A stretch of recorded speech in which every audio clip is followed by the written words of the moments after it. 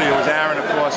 Defensively, Marcus turned that game around by putting that kind of ball pressure on the perimeter. I mean, anybody who tried to bring the ball up the court, he was just a living nightmare for him. And I just told him it's the best defense I've ever seen in this gym.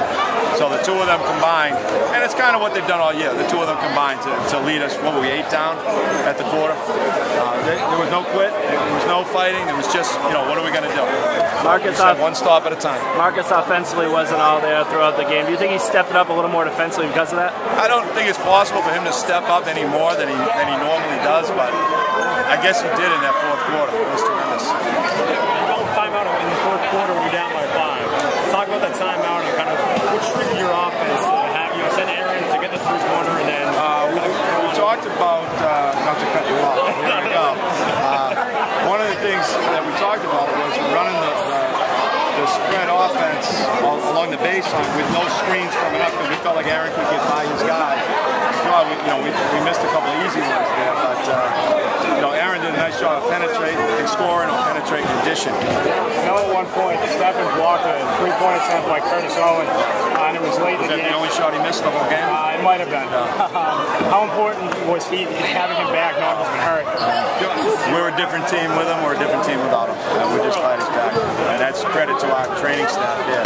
Our trainer, Jen is amazing. She did yeoman's work getting him back here in a 2.5-week turnaround.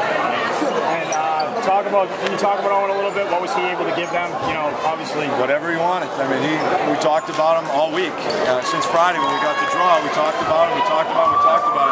And he was better than advertised. He was unbelievable. I mean, no one wants to go out with a loss, but what a way to go out.